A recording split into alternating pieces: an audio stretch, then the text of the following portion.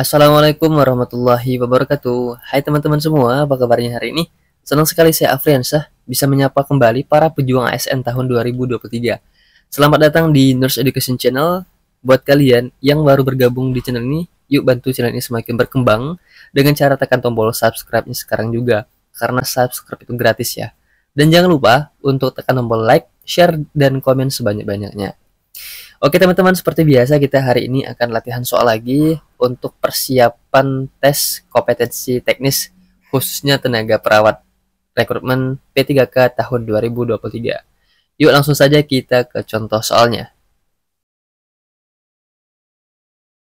Baik teman-teman, kita ke soal yang pertama. Diketahui advice dokter dalam terapi yaitu norepinephrine mulai 0,05 mikrogram per kilogram berat badan per menit dengan berat badan pasien 50 kg.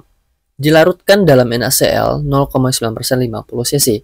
Berapakah laju kecepatan menggunakan sharing pump yang diketahui satu ampul norepinephrine sama dengan 4 mg. Oke teman-teman, di soal yang pertama kita disuruh menentukan laju kecepatan menggunakan sharing pump yang dimana pada soal ini menggunakan kasus norepinephrine. Jadi teman-teman, berdasarkan informasi dari teman-teman yang telah mengikuti ujian kemarin bahwa soal seperti ini juga ada keluar. Walaupun tidak banyak, namun perlu kita ketahui ya. Nah, di soal menggunakan kasus norepinephrine. Nah, seperti kita ketahui bahwa norepinephrine merupakan salah satu jenis obat yang digunakan untuk shock kardiogenik ya, yang biasa menggunakan dosis yang terendah. Dan indikasi dari pasien ini biasanya mengalami hipotensi yang dimana tekan darahnya kurang dari 70. Oke teman-teman, bagaimana caranya? Sekarang kita bedah satu persatu. Oke, di soal, nah inilah data yang kita dapatkan. Yang pertama, dosis yang diminta yaitu 0,05 mikrogram per kilogram berat badan per menit. Yang kedua ada berat badan pasien 50 kg. Dan data yang ketiga adalah jumlah larutan pengencernya menggunakan NaCl 0,9% yaitu sebanyak 50 ml atau 50 cc. Dan data yang terakhir adalah dosis satu ampulnya ini sama dengan 4 mg. Oke, sekarang kita masukkan ke dalam rumusnya. Nah, di sini ada dua tahapan perhitungan. Yang pertama adalah kita menghitung rumus pengencer, ya, rumus pengencer larutan. Oke, nah ini dia cara menghitung rumus untuk pengencernya, yang dimana dosis dalam satuan miligram dikali dengan 1000 dibagi jumlah larutan dalam cc.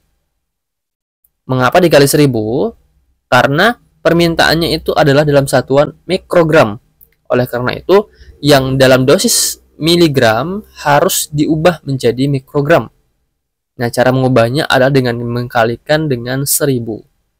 Nah, sekarang kita masukkan angkanya ke dalam rumusnya, maka dapatlah hasilnya seperti ini.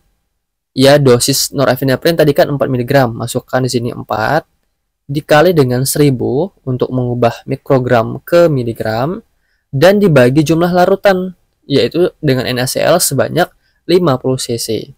Maka 4 dikali dengan 1000 dapatlah 4000 dibagi dengan 50 dapatlah 80 mikrogram per mili. Oke, sampai sini bisa dipahami ya teman-teman. Nah, inilah rumus untuk pelarutnya ya. Nah, sekarang kita masukkan ke rumus untuk perhitungan laju kecepatannya. Nah, rumusnya adalah seperti ini ya. Dosis dalam satuan mikrogram dikali dengan berat badan dan dikalikan 60 menit karena kita menghitungnya dalam satuan jam nanti, dan dibagi jumlah mikrogram per cc. Nah, jumlah yang ini tadi ya, jumlah yang ini yang kita masukkan ke dalam rumus ini. Maka perhitungannya akan seperti ini. Dosis yang diminta adalah 0,05 ya, 0,05 mikrogram dikali berat badannya tadi 50 kg dan dikali dengan 60 menit karena rumusnya dikali 60 menit ya. Dan dibagi jumlah yang telah kita hitung tadi yaitu 80. Maka dapatlah hasilnya 1,875 cc per jam. Inilah yang kita atur ke dalam alat sharing pump.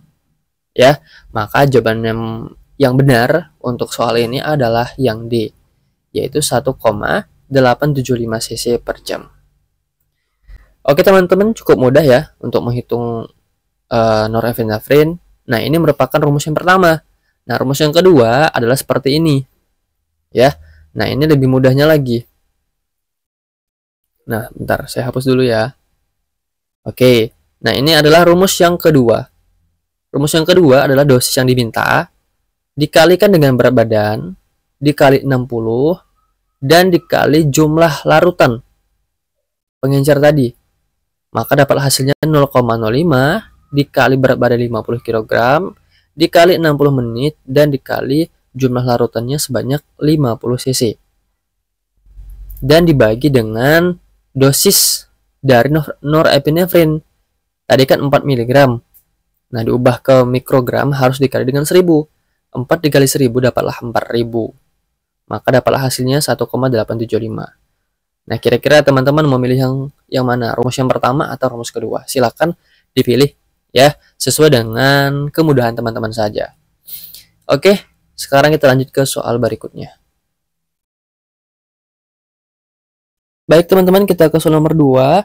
Seorang laki-laki usia 35 tahun dengan diagnosis close fracture cruris dextra dirawat di rumah sakit dengan keluhan nyeri pada kakinya sejak 1 hari yang lalu.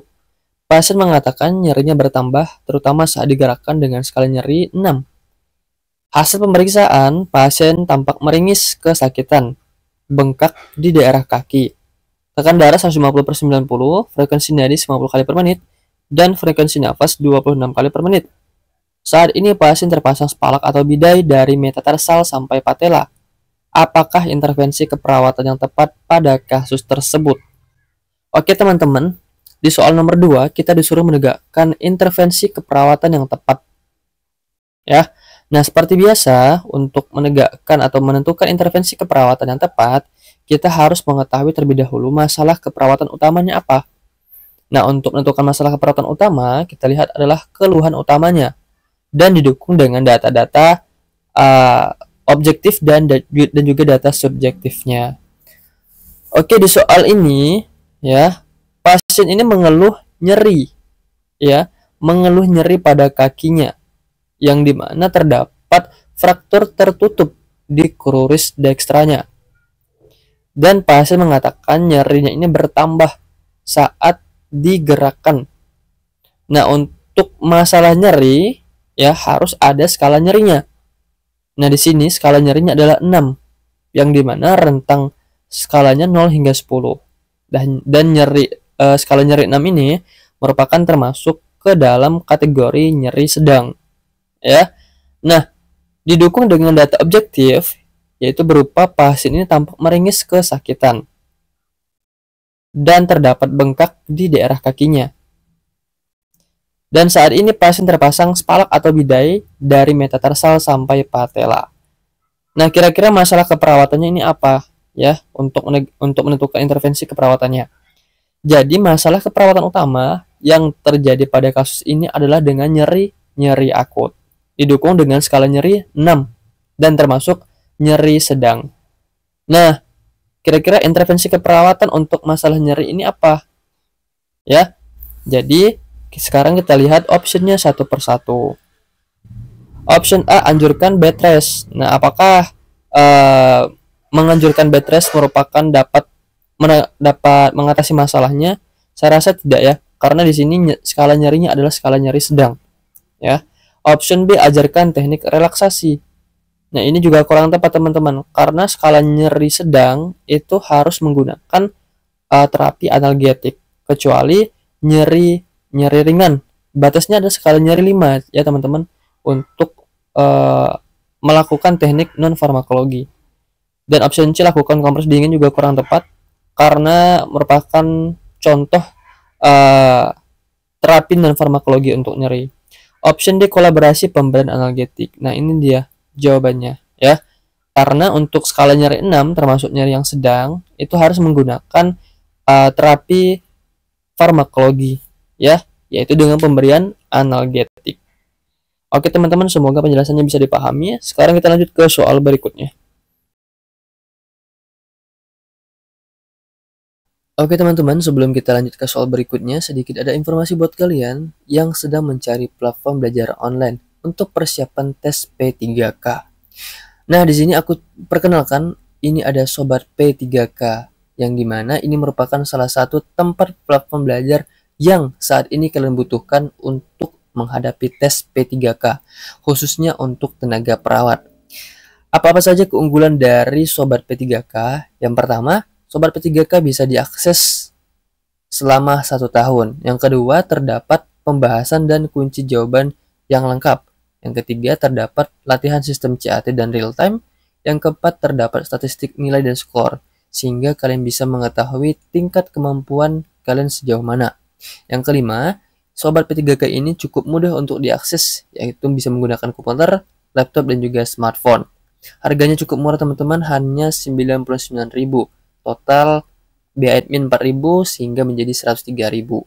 Terdapat 5 paket latihan P3K meliputi kompetensi teknis, manajerial, sosio-kultural, dan wawancara, yang dimana masing-masing per tryout-nya terdapat 105 soal.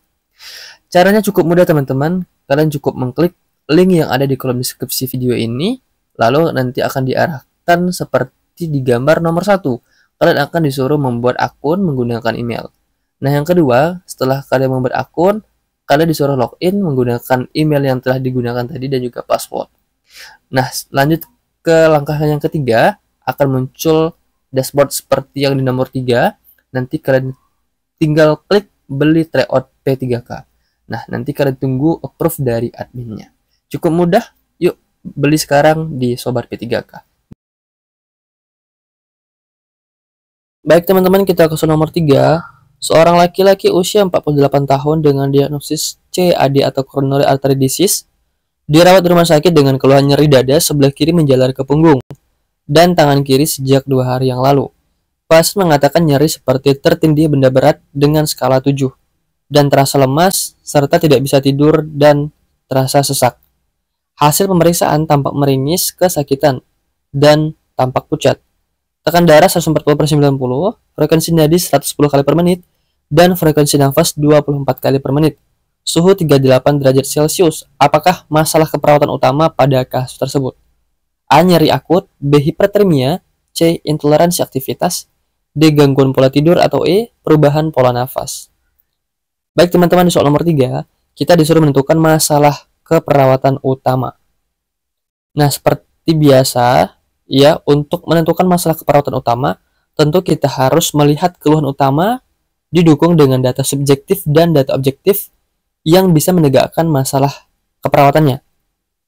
Nah, di soal diketahui bahwa pasien ini dengan keluhan nyeri dada, ya, yang dimana nyerinya ini sebelah kiri menjalar ke punggung dan tangan kiri sejak 2 hari yang lalu.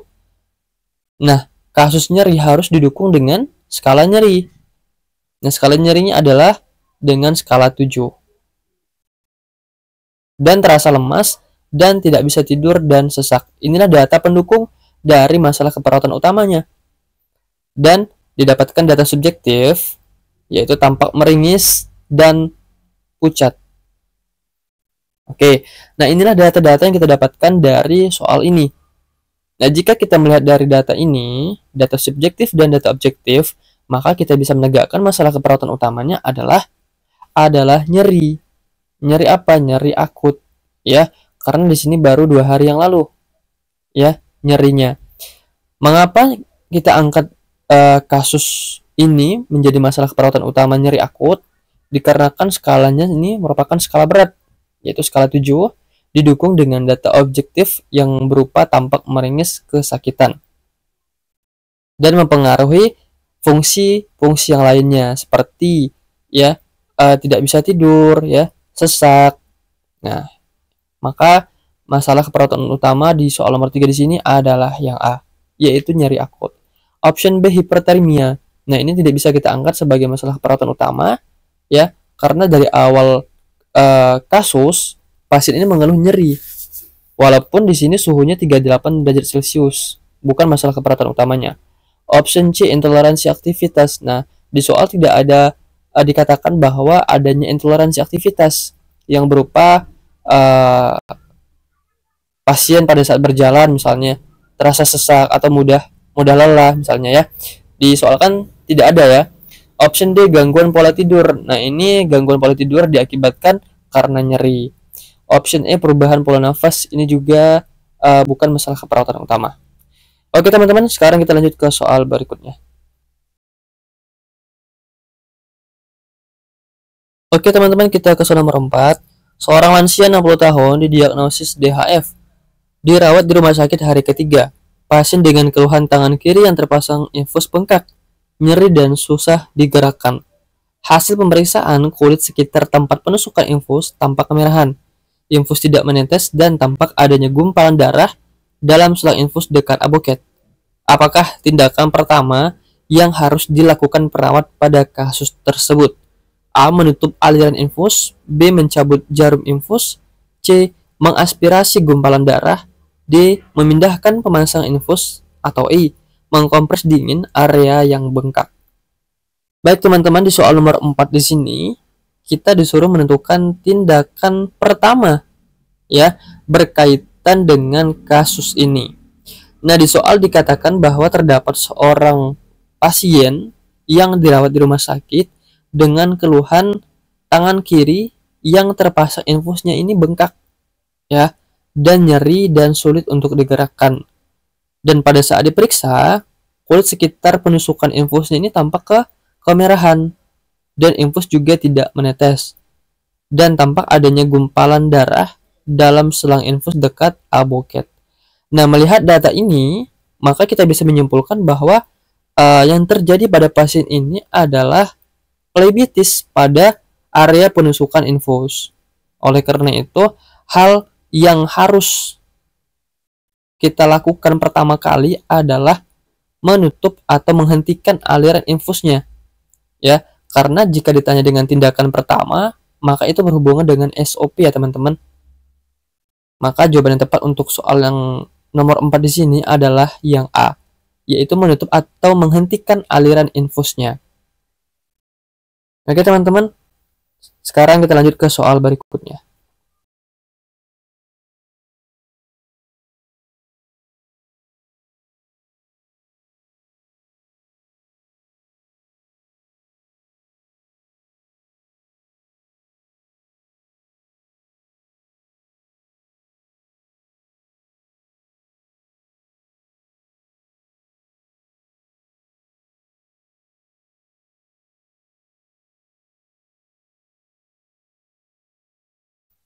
Baik teman-teman, kita ke soal nomor 5.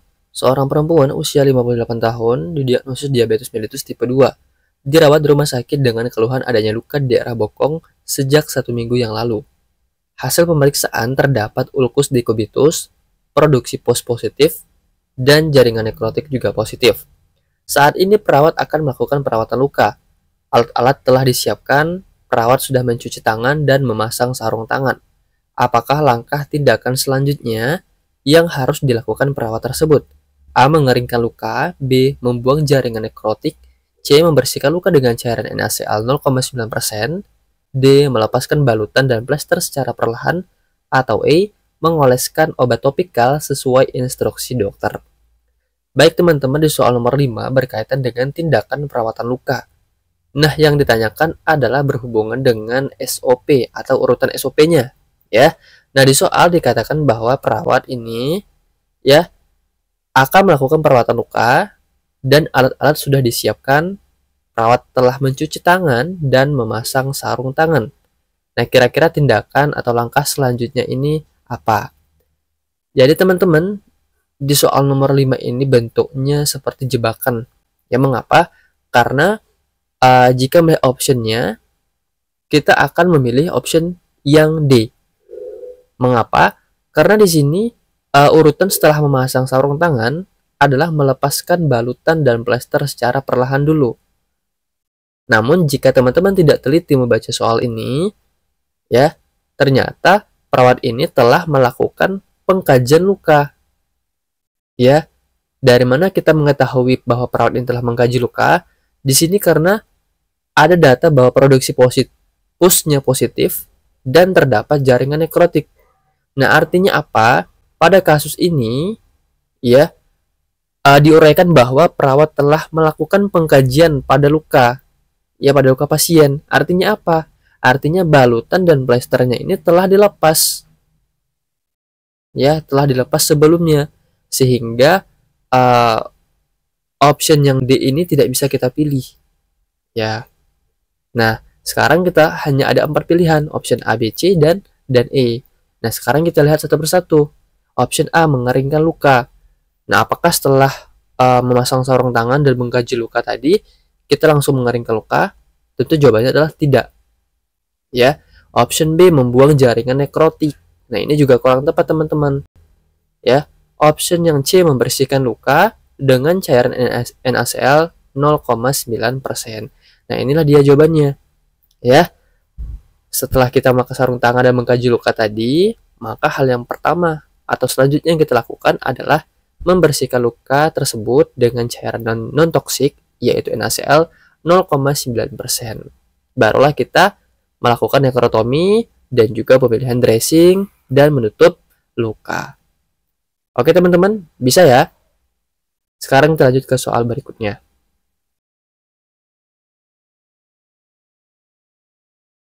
Baik teman-teman, tidak terasa sudah di akhir video. Terima kasih buat kalian yang telah menonton video ini sampai selesai. Semoga adanya video ini bisa membantu teman-teman semua untuk mempersiapkan diri untuk tes P3K dan juga PNS. Semoga kalian bisa lulus dengan nilai yang memuaskan dan dengan pilihan penempatan masing-masing. Terima kasih. Assalamualaikum warahmatullahi wabarakatuh.